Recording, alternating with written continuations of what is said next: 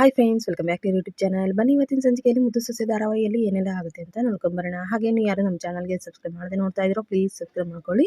ಇದೇ ರೀತಿ ಟಿವಿಗೆಲ್ಲ ಮುಂಚಿತವಾಗಿ ಧಾರಾವಾಹಿಯಲ್ಲಿ ಏನಾಗ್ಬೋದು ಅಂತ ನಮ್ಮ ಚಾನಲಲ್ಲಿ ನೀವು ತಿಳ್ಕೊಬಹುದು. ಬನ್ನಿ ಹಾಗಾದರೆ ಇವತ್ತಿನ ಸಂಚಿಕೆಯಲ್ಲಿ ಏನಾಗುತ್ತೆ ಅಂತ ನೋಡೋಣ. ಚಂಪಾ ಹೊಸದಾಗಿ ಟ್ಯೂಷನ್ಗೆ ಹೋಗ್ತಾ ಇರ್ತಾಳೆ. ಹಾಗಾಗಿ ವಿದ್ಯಾ ಮತ್ತು ಚಂಪಾ ಸರು 3 ಜನ ದೇವರಿಗೆ ಪೂಜೆ ಮಾಡಿ ದೇವ್ರ ಹತ್ರ ಆಶೀರ್ವಾದ ತಗೊತಾ ಇರ್ತಾರೆ. ಚಂಪಾ, ಇವತ್ತು ನೀನು ಮೊದಲೇ ದಿನ ಹೋಗ್ತಾ ಇರೋದು ಟ್ಯೂಷನ್ಗೆ, ಒಳ್ಳೇದಾಗಲಿ ಅಂತ ಹೇಳಿ ವಿದ್ಯೆ ಹೇಳ್ತಾ ಇರ್ತಾಳೆ. ಅಷ್ಟರಲ್ಲಿ ಸರು ಇದ್ದು, ಚಂಪಾ ಅಕ್ಕ, ಇನ್ನು ಮುಂದೆ ನೀನು ಈ ರೀತಿ ಇದ್ದರೆ ಆಗೋದಿಲ್ಲ, ನೀನು ಲಾಯರ್ ಆಗೋದಲ್ವಾ, ಜೋರಾಗಿ ಚೆನ್ನಾಗಿ ಮಾತಾಡೋದು ಕಲಿಬೇಕು ಅಂತ ಹೇಳಿ ಸರು ಹೇಳ್ತಾ ಇರ್ತಾಳೆ. ಹಾಂ ಸರು, ಇನ್ನು ಮುಂದೆ ನೋಡ್ತಾ ಇರು, ನಾನು ಚೇಂಜ್ ಆಗ್ತೀನಿ ಅಂತ ಹೇಳಿ ಚಂಪಾ ಹೇಳ್ತಾ ಇರ್ತಾಳೆ. ಸರಿ ಆಯಿತು ಚಂಪಾ, ಹೋಗಿ ಬಾ ಅಂತ ಹೇಳಿ ವಿದ್ಯಾ ಹೇಳ್ತಾ ಇರ್ತಾಳೆ. ಆಗ ಚಂಪಾ ಇದ್ದು, ವಿದ್ಯಾಕ್ಕ ನೀ ಕಾಲೇಜ್ಗೆ ಹೋಗಲ್ವಾ ಇವತ್ತು ಅಂತ ಹೇಳಿ ಕೇಳ್ತಾ ಇರ್ತಾಳೆ.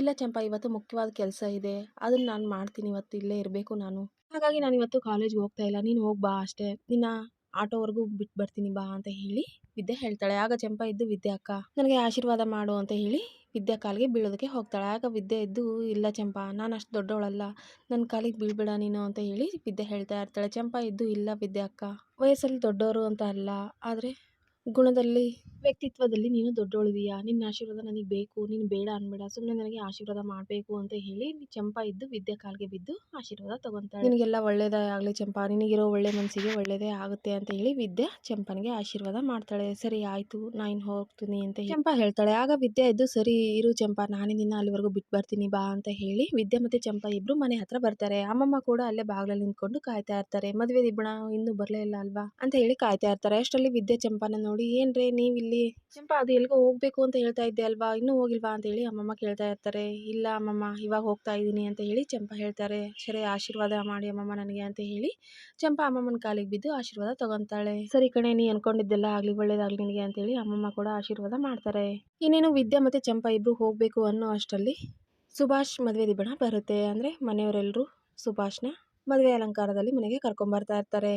ಅದನ್ನ ನೋಡಿದಂತ ವಿದ್ಯಾ ಇದ್ದು, ಚಂಪಾ ಬಾ ಹೋಗೋಣ ಅಂತ ಹೇಳಿ ಕರಿತಾ ಇರ್ತಾಳೆ. ಬೇಡ ಅಕ್ಕ, ಇವಾಗ ಅವ್ರ ಮುಂದೆ ಹೋಗೋದು ಅಂತ ಹೇಳಿ ಚಂಪಾ ಹೇಳ್ತಾ ಇರ್ತಾಳೆ.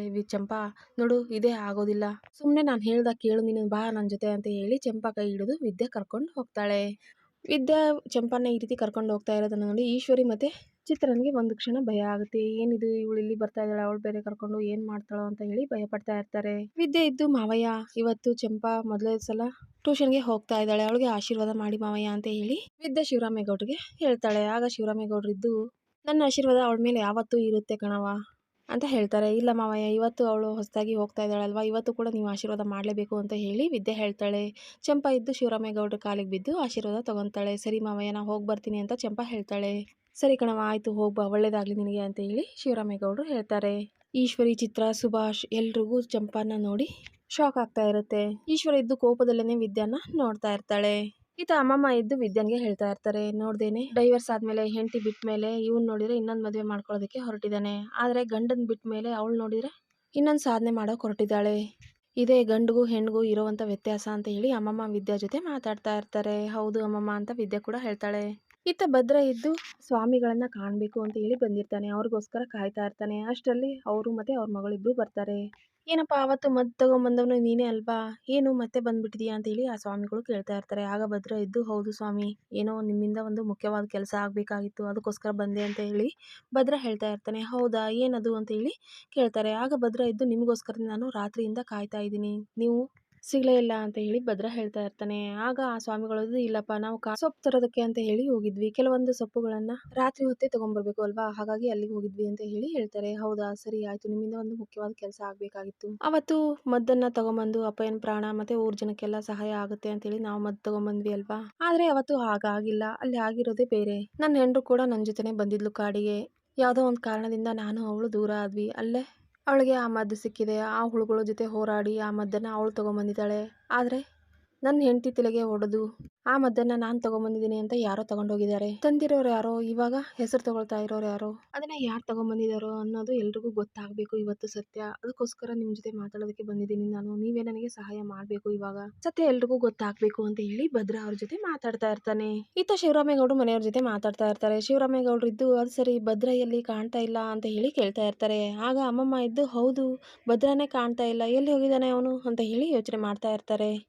ಭದ್ರ ಮನೇಲಿ ಕಾಣ್ತಾ ಇಲ್ಲ ಅನ್ನೋದನ್ನ ನೋಡಿದ ತಕ್ಷಣ ಈಶ್ವರಿ ಮತ್ತೆ ಚಿತ್ರನ್ಗೆ ಭಯ ಆಗ್ತಾ ಇರುತ್ತೆ.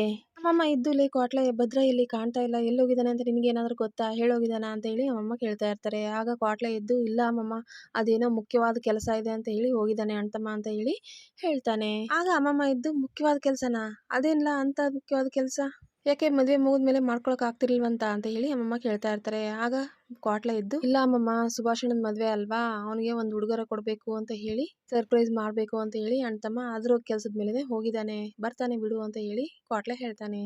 ಅದೇನ್ ಸರ್ಪ್ರೈಸೋ ಏನೋ ಅಂತ ಹೇಳಿ ಅಮ್ಮಮ್ಮ ಹೇಳ್ತಾ ಇರ್ತಾರೆ. ಆಗ ಶಿವರಾಮೇಗೌಡ್ರಿದ್ದು ಅವ್ವ ಸುಮ್ನೆ ಯಾಕೆ ತಲೆ ಕೆಡ್ಸ್ಕಂತೀಯ, ಭದ್ರ ಚಂಪನ್ ಮದ್ವೆಲಿ ಇದೇ ತರ ಮಾಡಿದ್ದ ಅಲ್ವಾ, ಬರ್ತಾನೆ ಬಿಡು ಎಲ್ಲಿ ಹೋಗಲ್ಲ ಅಂತ ಹೇಳಿ ಶಿವರಾಮೇಗೌಡರು ಹೇಳ್ತಾರೆ. ಅಮ್ಮಮ್ಮ ಇದ್ದು ಏನ್ರಿ ನೀವೇನ್ ನಿಂತ್ಕೊಂಡು ನೋಡ್ತಾ ಇದ್ದೀರಾ, ಹೋಗಿ ಮದ್ವೆ ಕೆಲಸ ಮಾಡಿ ಅಂತ ಹೇಳಿ ಅಮ್ಮಮ್ಮ ಈಶ್ವರಿ, ಚಿತ್ರ, ಸಾವಿತ್ರಿ, ವಿನಂತಿಗೆ ಹೇಳ್ತಾರೆ.